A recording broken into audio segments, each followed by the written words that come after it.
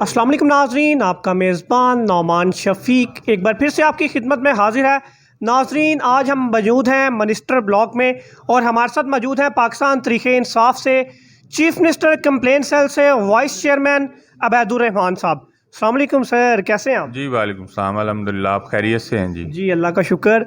अच्छा सर, बताइएगा कि आपने सियासत में कैसे कदम रखा और आप चीफ मिनिस्टर कंप्लेंट सेल से वाइस चेयरमैन बने, ये सफ़र कैसे तय किया आपने?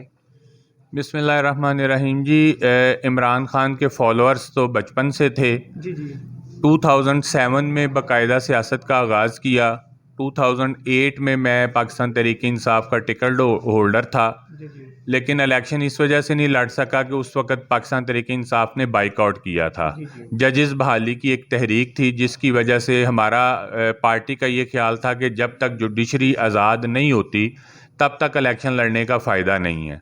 तो मैंने भी इलेक्शन से 2 दिन पहले एक जलसे में अपने बाइकआउट का ऐलान किया। उसके बाद 2013 में हमारी पार्टी ने इलेक्शन करवाया, तो मैंने सेंट्रल पंजाब का इलेक्शन लड़ा और I was first elected president of central Punjab youth wing. ये सफ़र तकरीबन 5 साल जारी रहा और फिर उसके बाद जब ये टेन्योर पूरा हुआ, 2018 में हमारी गवर्नमेंट आई।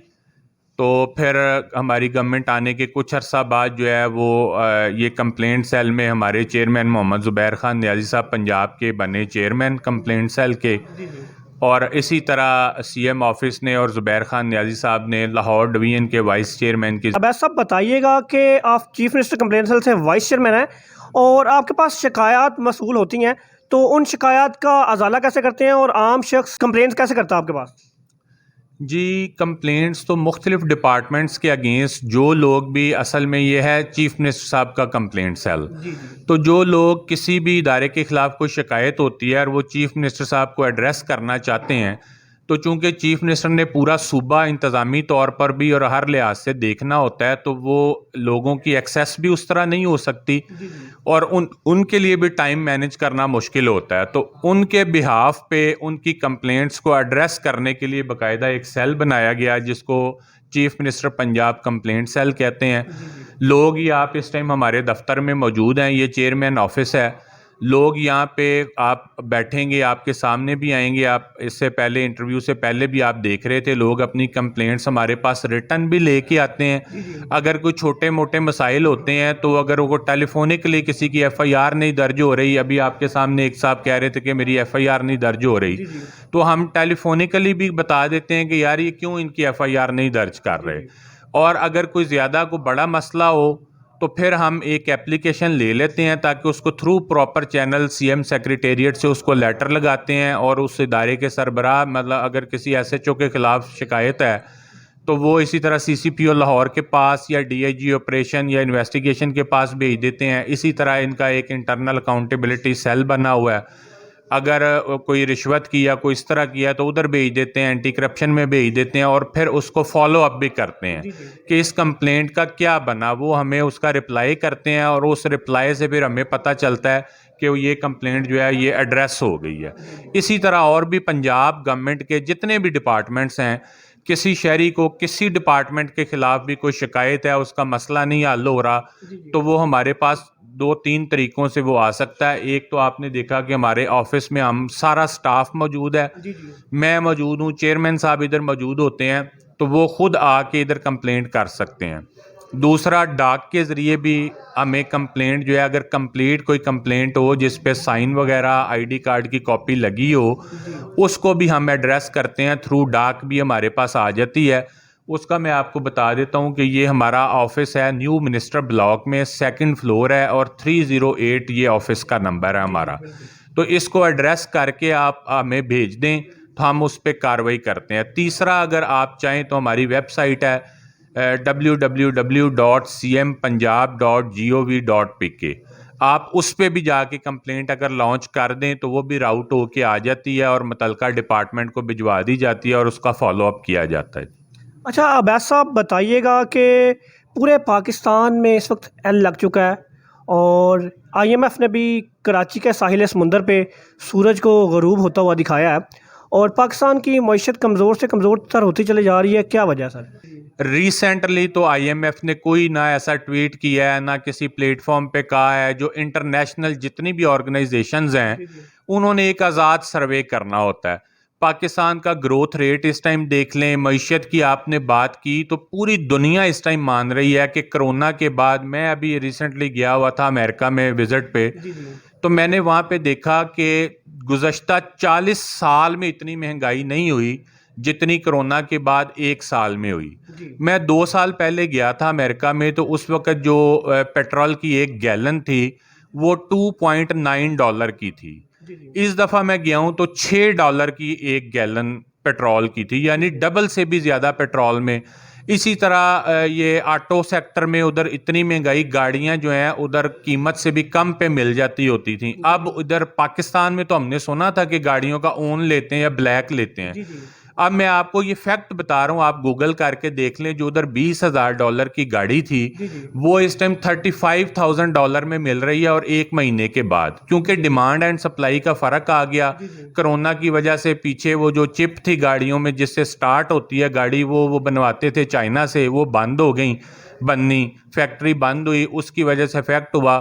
اسی طرح کھانے پینے کی چیزیں بھی ہیں، وہ بھی انتہائی پوری، یہ اس ٹائم جو مہنگائی ہے نا، یہ پوری دنیا میں انفلیشن ریٹ آپ دیکھیں گے تو ریکارڈ ٹوٹ گئے ہیں. پاکستان نے پھر بھی کرونا میں، میرا خیال پہلے جو سروے ہوا تھا اس میں پاکستان پہلے نمبر پہ تھا، جس نے کرونا میں بہترین حکمت عملی اپنا کے لوگوں کو روزگار بھی فراہم کیا، لوگوں کو گھروں میں راشن بھی دیا، پیسے بھی دیے، لوگوں کو معاشی طور پہ بھی بحال رکھا، اور کرونا سے بھی اللہ تعالیٰ نے بچنے میں مدد دی. تو اب جو سیکنڈ سروے ہوا ہے اس میں پاکستان سیکنڈ نمبر پہ ہے پوری دنیا میں.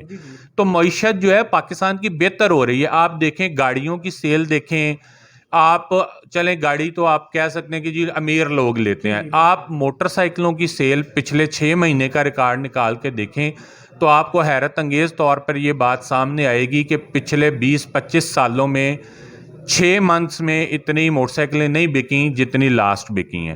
آپ یہ ہمارا سیکٹر دیکھ لیں، یہ جو امپورٹ ہم چیزیں کرتے تھے پہلے، بجلی کے رات کو ریٹ اور تھے، دن کو اور تھے. ٹیکسٹائل سیکٹر کی میں بات کرنا چاہ رہا ہوں.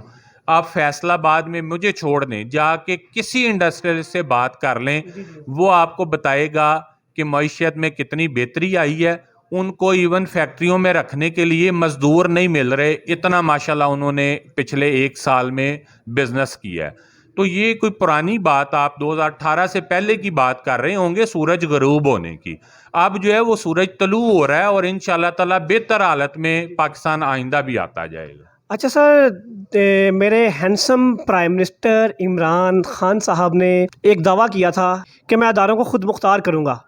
انہوں نے وہ دعویٰ پورا بھی کیا اور اداروں کو خود مختار بھی کیا، لیکن آج وابڈا والوں کی اندھیر نگری چور راج کا عالم یہ ہے کہ 17 سے 20 روپے فی یونٹ ہے بجلی کا، لیکن 17 یونٹس کا بل ایک غریب انسان کو آ رہا ہے جو ایک لائٹ چلاتا ہے دیا جلانے کے لیے، اس کا 1000 سے بل کراس کر رہا ہے، تو 50 روپے فی یونٹ تقریباً بل ریٹ پڑ رہا ہے.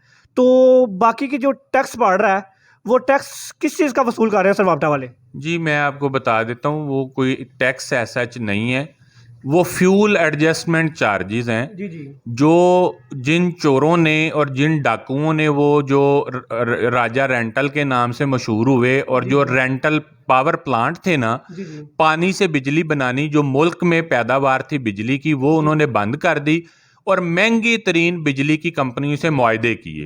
اب جو بجلی ہم پیٹرول اس سے بناتے ہیں نا جی، آئل سے، وہ بجلی کا افیکٹ تو لوگوں پہ آئے گا کہ جو ملکی پیداوار تھی اس کو بحال کرنے کی بجائے جب آپ نے مہنگے بجلی پاور کمپنیوں سے معاہدے کیے، اب وہ فیول ایڈجسٹمنٹ چارجز ہے جو لوگوں کو لگ کے آ رہی ہے، اور اس کے ذمہ دار ہم نہیں ہیں. یہ میں آپ کو صحیح جینون بات بتا رہا ہوں. وہ جن کمپنیوں سے آپ نے معاہدے کیے ہیں 10-10 سال کے یا 20-20 سال کے، اگر آپ وہ بجلی یوز نہیں بھی کریں گے نا تو پھر بھی ان کو وہ پیسہ دینا پڑے گا. سر وہ معاہدے کون لوگ کر کے گئے ہیں؟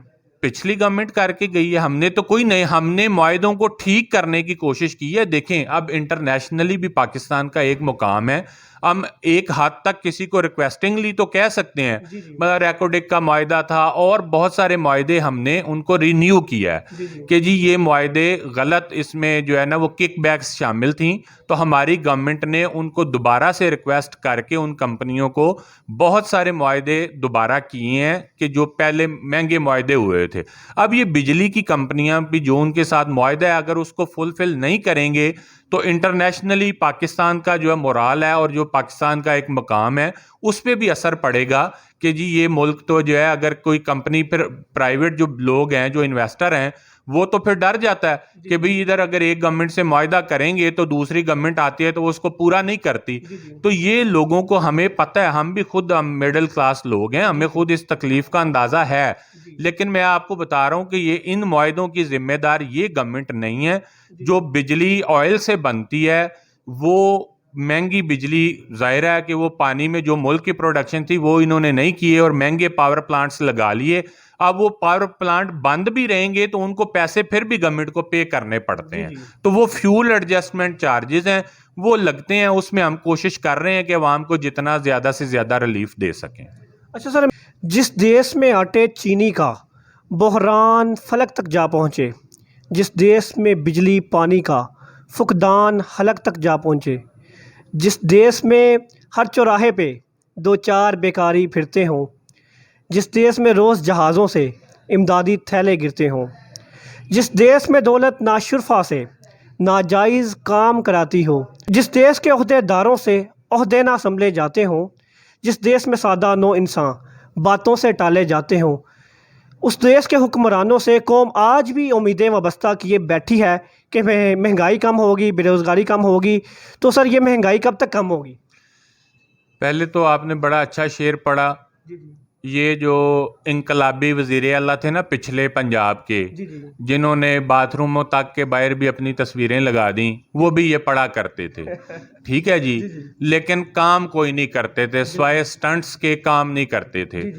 مہنگائی کا تو میں نے پہلے ایڈریس کر دیا کہ انٹرنیشنلی کرونا کی وجہ سے جب ڈیمانڈ اینڈ سپلائی میں فرق آتا ہے, ڈیمانڈ زیادہ ہوگی, لوگ تو بڑے ہیں نا پہلے سے, ڈیمانڈ زیادہ ہوگی اور پروڈکشن پیچھے سے کم ہوگی تو چیزیں مہنگی ہوں گی. پھر دوسرا ادھر عام اگر آپ کوئی چیز دیکھیں نا, آپ کسی دن پروگرام صرف اس پہ مہنگائی پہ کیجیے گا, آپ کو ڈیٹیل سے بتاؤں گا کہ آپ جو چیزیں لوکلی پیدا ہوتی ہیں, سبزیاں ہیں, آپ سبزیوں کا ریٹ دیکھ لیں, آج سے 10 سال پیچھے بھی چلے جائیں, پھلوں کا اور سبزیوں کا آج بھی آلموسٹ وہی ریٹ ہے جو پہلے تھا. چینی کی بات کی آپ نے, ابھی 90 روپے کلو مل رہی ہے, آج سے 7-8 سال پہلے بھی 120-25 پہ گئی تھی. یہ مافیا ہر سال ایک دفعہ یہ اس طرح کرتے ہیں کہ وہ اس کی شارٹیج مصنوعی پیدا کر دی, پھر اس کو مارکیٹ میں لیٹ لے کے آئے تو وہ قیمت تھوڑی سی بڑھتی ہے. بہرحال اس دفعہ بھی بڑی کنٹرول ہو گئی. اب جو چیزیں انٹرنیشنل جیسے ایڈیبل آئل ہے, پاکستان میں تو اس کی کوئی پروڈکشن نہیں تھی, وہ پاکستان امپورٹ کرتا ہے. اسی طرح پیٹرول ہے, یہ پچھلی گورنمنٹ 35 روپے, میں اب آپ کو بتاؤں کہ 35 روپے پر لیٹر اس پہ مختلف ٹیکسز لے رہی تھی. جب انٹرنیشنلی مارکیٹ میں پرائس بڑی آئل کی تو اس گورنمنٹ نے وہ جو ٹیکسز تھے نا وہ 0 پہ لے آئے کہ اگر وہ 35 پلس کرتے نا تو پیٹرول کی قیمت 200 سے اوپر ہوتی اس ٹائم. پورے ہم اپنے سب کانٹیننٹ میں دیکھیں تو عمران خان جو کہتے ہیں کہ مہنگائی ادھر کم ہے, وہ بات کرتے ہیں کمپیریٹیولی. آپ انڈیا میں دیکھ لیں, بنگلہ دیش میں دیکھ لیں, سری لنکا میں دیکھ لیں, ان ممالک میں جو پیٹرول کی پرائس ہے وہ پاکستان سے زیادہ ہے. اسی طرح کھانے کا آئل جو ہم باہر سے امپورٹ کرتے ہیں, پاکستان میں تو اس کی کوئی پروڈکشن نہیں تھی. یہ اب عمران خان صاحب آئے ہیں تو انہوں نے یہ آلیو کی بھی پروڈکشن شروع کی ہے, جس کا آئندہ آنے والے چند سالوں میں جب وہ پروڈکشن ہوگی پاکستان میں تو اس کی قیمت بھی نسبتاً کم ہونا شروع ہو جائے گی. تو جو چیزیں ہم امپورٹ کرتے ہیں, ڈالر کا ریٹ بڑا, وہ تو ظاہری بات ہے وہ چیزیں تو مہنگی ہوں گی. بہرحال ہمیں احساس ہے, آپ یہ بات صحیح ہے کہ مہنگائی, عام جو غریب آدمی ہے بیچارہ, اس کے لیے 2 وقت کی روٹی پوری کرنا مشکل ہے. لیکن گورنمنٹ نے جو احساس پروگرام ہے, آپ کو پتہ ہے کرونا کے دوران بھی 12-12 ہزار پہ بغیر کسی پارٹی کی تفریق کے, نون لیگ کا ہو, پاکستان تحریک انصاف کا ہو, پیپلز پارٹی کا ہو, کیو لیگ کا ہو, اس میں یہ کوئی تمیز نہیں تھی, سب کو دیے. پھر ابھی یہ جو صحت کارڈ ہے پنجاب میں، سر دیکھیں میں آپ کی پاکستان تحریک انصاف کی گورنمنٹ کو اپریشیٹ کرتا ہوں، وزیر اعلیٰ پنجاب عثمان بزدار صاحب کو، جنہوں نے یہ صحت کارڈ متعارف کرایا۔ اب ایک غریب انسان بھی ایک پرائیویٹ ہاسپٹل میں جا کے علاج کروا سکتا ہے اور وہ بھی مفت میں، لیکن دیکھیں ہماری جو عوام ہے نا وہ مجبور ہے مہنگائی کے ہاتھوں۔ دیکھیں میں مہنگائی تو بار بار آپ ایک ہی بات کریں گے، میں نے وہ ایڈریس کر بھی دیا، مزید بھی کہہ رہا ہوں کہ جو ہی انٹرنیشنل مارکیٹ میں یہ اب کرونا کے بعد چیزیں کھلنا شروع ہو گئی ہیں، ری اوپن ہوں گی، پروڈکشن بڑھتی جائے گی، انٹرنیشنلی قیمتیں نیچے آتی جائیں گی، ہم عوام کو ریلیف دیتے جائیں گے۔ یہ اگلے آنے والے جو 6 مہینے ہیں، میں ذاتی طور پہ یہ سمجھ رہا ہوں کہ یہ ان میں مہنگائی نسبتاً بہت کم ہو جائے گی۔ آپ دیکھیں، آپ مہنگائی کی وجہ سے علاج بھی تو غریب آدمی کا افیکٹ ہوتا تھا یا نہیں ہوتا تھا؟ کہ ایک جو غریب آدمی ہے اس کے لیے اپنا علاج کرانا کہ وہ اپنی روزی روٹی پوری کرے یا وہ علاج کرائے، بہت سارے لوگ ایسے تھے جو بوڑھے والدین اور جو خود بھی لوگ تھے، وہ علاج ڈاکٹر کے پاس ہی نہیں جاتے تھے۔ اگر کوئی ان کو ایسی بیماری ہے جس کا آپریٹ ہونا ہے اور ان کو ہاسپٹل ایڈمٹ ہونا پڑے گا تو وہ جاتے ہی نہیں تھے، اس کا علاج ہی نہیں کراتے تھے کہ ہم یہ افورڈ نہیں کر سکتے۔ تو پنجاب کے تمام خاندانوں کو بغیر کسی امیر کے لیے تو سارے سوچتے تھے، امیر غریب کی تفریق کیے بغیر تمام خاندانوں کو علاج کی سہولت سالانہ 10 سال تک کی دے دینا، یہ کوئی چھوٹا قدم نہیں ہے۔ اس کو بھی ہائی لائٹ کیا کریں، سوشل میڈیا پہ بھی، میڈیا پہ بھی، یہ لوگوں کو بتائیں کہ یہ کتنی بڑی نعمت ہے جو ایک غریب آدمی کو دی گئی ہے علاج کے لیے۔ اچھا سر، یہ ایئر ریسکیو سروس کا منظوری دی ہے عثمان بزدار صاحب نے، یہ کب تک بحال ہو جائے گی اور کب تک عوام کو اس سے سہولت فراہم ہوگی؟ ویسے ریسکیو تو آپ نے یہ دیکھا ہوگا کہ ابھی آپ آزمائشی طور پہ ایک کال کر لیں کہ فلاں جگہ پہ ایکسیڈنٹ ہوا ہے یا کوئی حادثہ ہوا ہے، تو میرا خیال 2-3 منٹ میں وہاں پہ وہ آ جاتے ہیں۔ اب یہ جو آپ نے ایئر ایمبولینس کی بات کی، میرے خیال میں یہ اس کے لیے بجٹ کی منظوری ہو چکی ہے۔ ظاہر ہے اب ٹینڈر ہونا ہوتا ہے، انٹرنیشنلی دیکھیں گے مارکیٹ میں کہ کہاں سے اس کو پرچیز کرنا ہے، وہ میرا خیال بہت جلد وہ پروسیس ہو جائے گا اور ایئر ایمبولینس جو ہے وہ ہمارے ریسکیو سروس کے پاس آ جائے گی۔ جی تھینک یو، بہت شکریہ جی ناظرین، جیسا کہ آپ نے دیکھا کہ ہمارے ساتھ موجود تھے پاکستان تحریک انصاف سے چیف منسٹر کمپلین سیل سے وائس چیئرمین عبید الرحمان صاحب۔ اس کے ساتھ ساتھ میں آپ کا میزبان نعمان شفیق آپ سے اجازت چاہوں گا۔ خدا ہم سب کا حامی و ناصر، اللہ حافظ۔